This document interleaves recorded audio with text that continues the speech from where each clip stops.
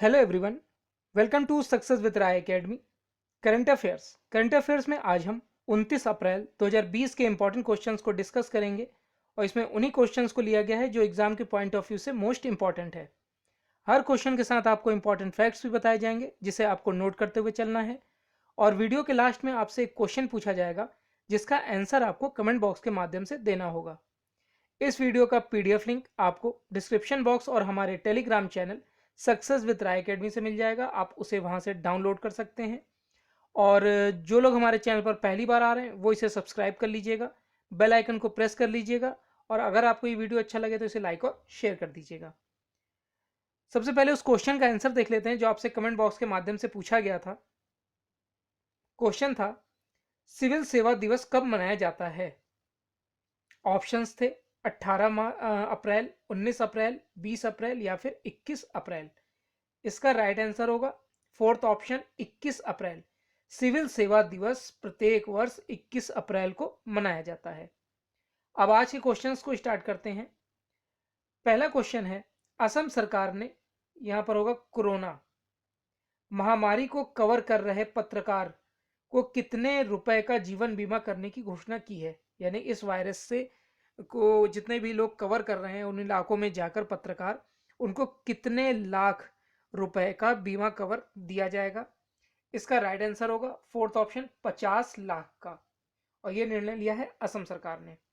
असम के मुख्यमंत्री सर्बानंद सोनोवाल ने कोरोना वायरस महामारी को कवर कर रहे पत्रकारों को 50 लाख रुपए का जीवन बीमा कराने की घोषणा की है। उन्होंने कहा कि सभी दिक्कतों के बावजूद अपनी जिंदगी को दांव पर लगाकर कोरोना वायरस महामारी को कवर कर रहे पत्रकार असली हीरो हैं और असम में कोरोना के 7 एक्टिव केस पाए गए हैं। तो ये निर्णय लिया गया है असम गवर्नमेंट द्वारा। तो असम के बारे में जानने के लिए हम भारत का मैप देखते हैं। देखिए, ये है भारत का मैप और इसमें असम, ये है असम। असम की सीमा अरुणाचल प्रदेश, पश्चिम बंगाल, मेघालय, त्रिपुरा, मिजोरम, मणिपुर, नागालैंड राज्यों से लगती है। यहाँ के मुख्यमंत्री हैं सर्बानंद सोनोवाल, गवर्नर हैं जगदीश मुखी और यहाँ की जो कैपिटल है वो है दिसपुर। असम जो कि जनसंख्या की दृष्टि से भारत का 15वां सबसे बड़ा राज्य है और क्षेत्रफल की दृष्टि से भी यह भारत का 17वां राज्य है। यहाँ का लिंगानुपात 954 महिलाएं प्रति हजार पुरुष पर है। यहाँ की साक्षरता दर है 72.19%, जिसमें पुरुष साक्षरता दर है 77.85% और महिला साक्षरता दर है 66.27%। ये इस क्वेश्चन के इंपॉर्टेंट फैक्ट्स थे। अब नेक्स्ट क्वेश्चन पर आते हैं। किस देश में मानवाधिकार आयोग ने नाबालिग रहते हुए अपराध करने वालों को अब मौत की सजा नहीं दी जाएगी? इसका राइट आंसर होगा सऊदी अरब। ये फैसला सऊदी अरब गवर्नमेंट द्वारा लिया गया है और अगर आज आपने हमारा न्यूज़पेपर का डिस्कशन देखा होगा तो उसमें भी ये न्यूज़ बताई गई है।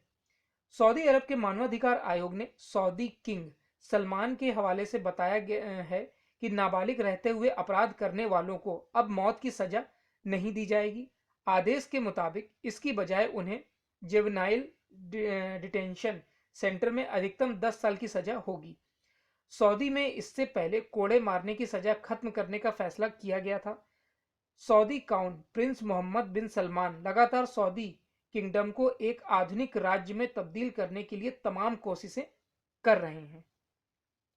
नेक्स्ट क्वेश्चन है, आरबीआई ने म्यूचुअल फंड्स के लिए कितने रुपए की विशेष नकदी सुविधा की घोषणा की है? इसका राइट आंसर होगा फोर्थ ऑप्शन 50,000 करोड़ रुपए। आरबीआई ने म्यूचुअल फंड्स के लिए 50,000 करोड़ रुपए की विशेष नकदी सुविधा की घोषणा की है। आरबीआई ने कहा है कि वह कोविड-19 के आर्थिक प्रभावों को कम करने के लिए जो भी जरूरी कदम होंगे उसे उठाएगा। गौरतलब है कि फ्रैंकलिन टेम्पल्टन म्यूचुअल फंड द्वारा 6 डेट फंड स्कीम बंद किए जाने के बाद आरबीआई ने यह कदम उठाया है और इसमें रेपो रेट पर 90 दिन की अवधि का एक रेपो ऑपरेशन शुरू किया जाएगा।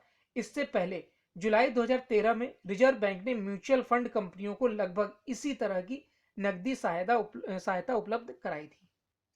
अब इसमें हमारे लिए इंपॉर्टेंट जानने के लिए बनता है आरबीआई के बारे में।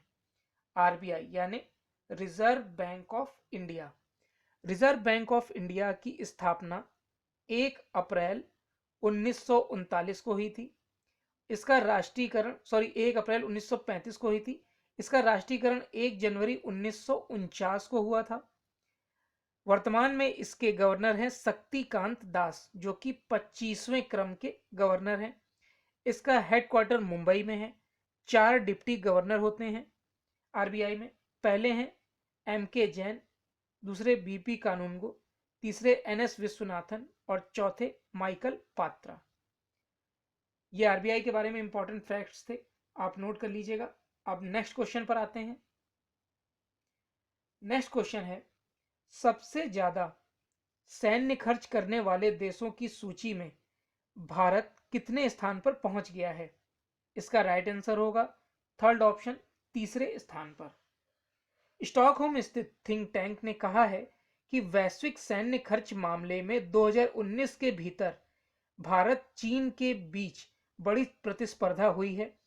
अमेरिका पहले स्थान पर है, चीन दूसरे स्थान पर और भारत तीसरे स्थान पर है। इसके अनुसार वैश्विक सैन्य खर्च के मामले में भारत दुनिया का तीसरा देश बन गया है, जबकि चीन दूसरा देश और अमेरिका एक पहले नंबर पर काबिज है। ऐसा पहली बार हुआ है जब सबसे ज्यादा सैन्य खर्च वाले 3 देशों में 2 देश एशिया के ही हैं। नेक्स्ट क्वेश्चन है, कोविड-19 के कारण किस देश में 27 जुलाई से 14 अगस्त तक होने वाले प्रमुख विपक्षी हवाई युद्धाभ्यास पिच ब्लैक 2020 को रद्द कर दिया गया है? इसका राइट आंसर होगा फर्स्ट ऑप्शन, ऑस्ट्रेलिया। यह अभ्यास विश्व भर की सेनाओं को एक साथ सहभागिता करने का एक अवसर प्रदान करता है। इससे पहले भारतीय वायुसेना ने पिच ब्लैक 2018 में पहली बार भाग लिया था। अभ्यास pitch black royal Australian air force द्वारा आयोजित एक द्विवर्षीय युद्धाभ्यास है। इसकी शुरुआत वर्ष 1981 में हुई थी। हाल के वर्षों में भारत का ऑस्ट्रेलिया के साथ रक्षा एवं रणनीतिक जुड़ाव, विशेष रूप से नौसैनिक सहयोग अधिक मजबूत हुआ है। अब यह रद्द हुआ है ऑस्ट्रेलिया देश द्वारा। तो ऑस्ट्रेलिया के बारे में जानने के लिए हम वर्ल्ड मैप देखते हैं। देखिए, ये है वर्ल्ड मैप और इसमें ऑस्ट्रेलिया, ये है ऑस्ट्रेलिया। ऑस्ट्रेलिया की कैपिटल है कैनबरा, यहाँ की करेंसी है डॉलर और यहाँ के प्रधानमंत्री हैं स्कॉट मॉरिसन। नेक्स्ट क्वेश्चन पर आते हैं। डोनाल्ड ट्रंप ने किसे आर्थिक सहयोग और विकास संगठन यानी OECD, organisation for economics cooperation and development, में अमेरिका का अगला दूत नियुक्त किया है? इसका राइट आंसर होगा फोर्थ ऑप्शन, मनीषा सिंह। मनीषा सिंह वरिष्ठ भारतीय अमेरिकी राजनयिक हैं। मनीषा अभी विदेश विभाग में सहायक मंत्री हैं। वह अभी आर्थिक और व्यापारिक मामले देखती हैं। आर्थिक सहयोग और विकास संगठन यानी ओईसीडी का मुख्यालय फ्रांस के पेरिस में है। इसमें 36 देश शामिल हैं। ओईसीडी आर्थिक प्रगति और विश्व व्यापार को आगे बढ़ाने के लिए कार्य करता है। मनीषा सिंह ने वाशिंगटन के अमेरिकन विश्वविद्यालय में अंतर्राष्ट्रीय विधि में पोस्ट ग्रेजुएट की डिग्री हासिल की है। Organisation for economic cooperation and development, इसका मुख्यालय आपको पता चल गया कि पेरिस फ्रांस में है। इसकी स्थापना 30 अप्रैल 1961 में हुई थी। वर्तमान में इसके जनरल सेक्रेटरी हैं जोन्स एंजल गोरिया। अब नेक्स्ट क्वेश्चन पर आते हैं। नेक्स्ट क्वेश्चन है, इंडिया रेटिंग एंड रिसर्च ने अपने 2020-21, यहां पर 2021 होगा, के आर्थिक विकास के अनुमान को 3.6 से घटाकर कितने प्रतिशत किया है? इसका राइट आंसर होगा second option, 1.9%। India rating and research ने वित्त वर्ष 2020-21 के जीडीपी दर के अनुमान को 1.9% तक घटा दिया है। जो घटकर पिछले 29 वर्षों में सबसे कम वृद्धि होगी। रेटिंग एजेंसी ने कहा है कि यह अनुमान इस मान्यता पर आधारित है कि आंशिक लॉकडाउन मई मध्य तक जारी रहेगा। मौजूदा वैश्विक महामारी में कई रेटिंग्स एजेंसियों ने भारत की आर्थिक वृद्धि दर के अनुमान को घटा दिया है। इससे पूर्व आईएमएफ ने विकास दर के अनुमान को घटाकर 1.9% किया है और हाल ही में फिच ने जीडीपी को 1% से भी कम यानी कि 0.8% रहने का अनुमान बताया है। नेक्स्ट क्वेश्चन पर आते हैं। नेक्स्ट क्वेश्चन है हमारा, कार्यस्थल पर सुरक्षित एवं स्वस्थ रहने का विश्व दिवस कब मनाया जाता है? इसका राइट आंसर होगा सेकंड ऑप्शन 28 अप्रैल को।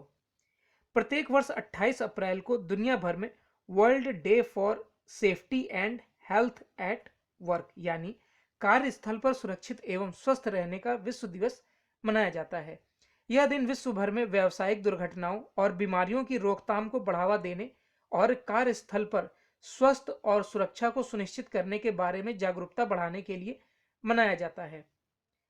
अब ये मनाया जाता है आईएलओ द्वारा, अंतर्राष्ट्रीय श्रम संगठन, जिसका मुख्यालय जिनेवा स्विट्जरलैंड में है। इसकी जो स्थापना है वो 1919 में हुई थी और इसके वर्तमान में अध्यक्ष हैं गॉय राइडर। नेक्स्ट क्वेश्चन पर आते हैं। नेक्स्ट क्वेश्चन है हमारा, trends in world military expenditure 2019 report किसके द्वारा जारी की गई है? इसका राइट आंसर होगा फर्स्ट ऑप्शन सिप्री द्वारा। स्वीडन के विचारक समूह थिंक टैंक कहे जाने वाले Stockholm international peace research institute यानी सिप्री ने अपनी report trends in world military expenditure 2019 जारी की है। सिप्री द्वारा जारी इस रिपोर्ट में सैन्य खर्चे का ब्यौरा दिया गया है। रिपोर्ट में बताया गया है कि 2019 में वैश्विक सैन्य खर्च वैश्विक सकल घरेलू उत्पाद यानी जीडीपी का 2.2% हिस्सा है, जो 2010 की तुलना में बहुत अधिक है। सिप्री का फुल फॉर्म एक बार फिर से सुन लीजिए, SIPRI Stockholm international peace research institute इसका फुल फॉर्म होता है। नेक्स्ट क्वेश्चन पर आते हैं। एयरटेल ने किस कंपनी के साथ नेटवर्क क्षमता को बढ़ाने के लिए हाथ मिलाया है? इसका राइट आंसर होगा फर्स्ट ऑप्शन नोकिया। नोकिया और भारती एयरटेल की नेटवर्क क्षमता को बढ़ाने के लिए लगभग $1 बिलियन के सौदे पर हस्ताक्षर किए हैं। दोनों कंपनियों द्वारा भारत में 9 सर्किलों में नोकिया के सेरन सॉल्यूशन को स्थापित करने के लिए बहुवर्षीय समझौते पर हस्ताक्षर किए गए हैं। इस $1 बिलियन के सौदे का उद्देश्य भारती एयरटेल के ग्राहकों के अनुभव को बेहतर करने के लिए उन्हें श्रेणी की सबसे उत्तम कनेक्टिविटी प्रदान करना है। भारती एयरटेल के एमडी और सीईओ हैं भारत एवं दक्षिणी एशिया के गोपाल विट्टल और नोकिया के अध्यक्ष हैं राजीव सूरी। अब आज का क्वेश्चन जिसका आंसर आपको कमेंट बॉक्स के माध्यम से देना है। क्वेश्चन है, केंद्रीय सतर्कता आयुक्त किसे नियुक्त किया गया है? ऑप्शंस हैं संजय कोठारी, अशोक मलिक, कपिल देव त्रिपाठी या फिर राहुल सचदेवा। तो ये आज के यानी कि 29 अप्रैल 2020 के इंपॉर्टेंट करंट अफेयर क्वेश्चंस थे।